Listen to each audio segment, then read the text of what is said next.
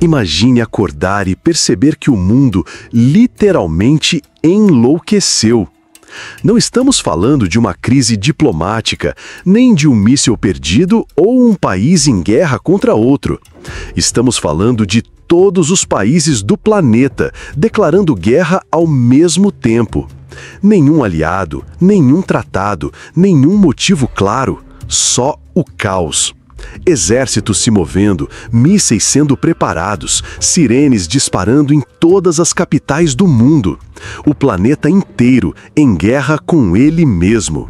Parece impossível, pois hoje a gente vai imaginar o que aconteceria se isso realmente acontecesse. E se o mundo inteiro declarasse guerra ao mesmo tempo? Agora segura essa ideia por alguns minutos, porque o que vem a seguir pode fazer você repensar o verdadeiro significado de fim do mundo. Tudo começa em uma manhã aparentemente comum. É terça-feira. O trânsito está, como sempre, lento e irritante. Crianças vão para a escola, gente se espremendo no metrô, cafés sendo servidos nas padarias. Mas, às 8h02 da manhã, horário universal, algo muda. Noticiários do Japão ao Brasil interrompem a programação. Todos, sem exceção, transmitem mensagens quase idênticas. Declaração oficial de guerra emitida pelo governo. Mas não é uma guerra contra um inimigo específico, não tem alvo declarado. É uma guerra contra todo o resto do mundo. O mais assustador, todos os países fazem isso, todos, sem exceção. Sem alianças, sem blocos militares, OTAN, BRICS, ONU, já eram. Todos declararam guerra uns contra os outros, de forma simultânea. E o caos é instantâneo. Tropas se mobilizam, mísseis são armados. As forças armadas, confusas, recebem ordens que parecem piada. Os sistemas de defesa ficam sobrecarregados. E, de repente, a Terra vira um tabuleiro de war, só que com armas reais, vidas reais e sem nenhum manual de instrução.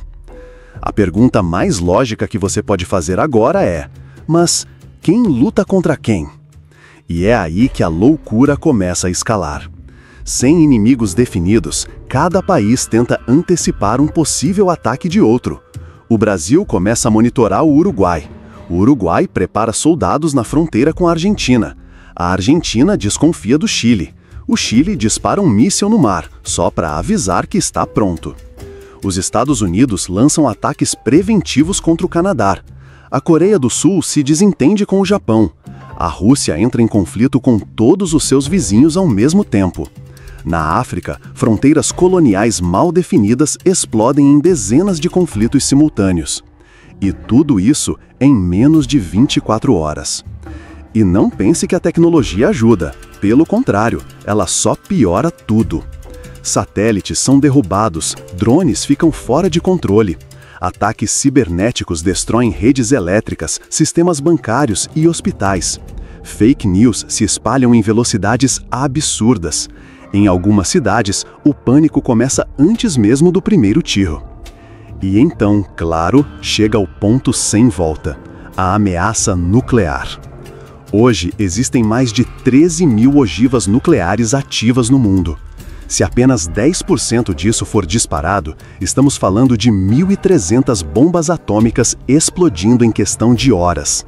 Nova York, Moscou, Pequim, Londres, Nova Delhi, Tel Aviv, Teherã, São Paulo. As maiores cidades do planeta se tornam alvos. E, em muitos casos, simplesmente deixam de existir.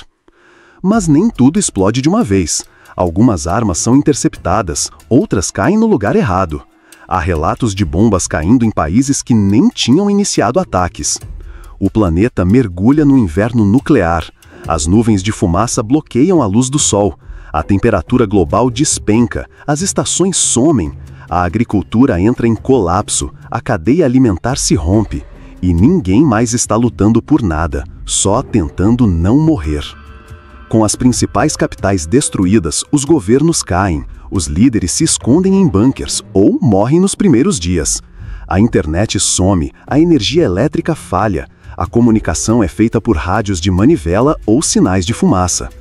As cidades se esvaziam, os grandes centros urbanos viram desertos de concreto. Mas o problema não é só a destruição, é o vácuo de poder.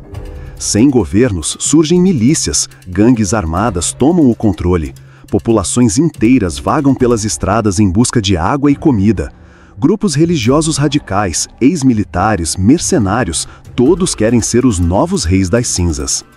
A guerra, antes entre países, agora entre pessoas comuns, em disputas por sobrevivência. E a pergunta cruel permanece no ar. Alguém ainda se lembra por que essa guerra começou? 6 meses depois do dia zero, o número de mortos ultrapassa 2 bilhões. Outros 3 bilhões estão feridos, desabrigados ou doentes. A estrutura global ruiu.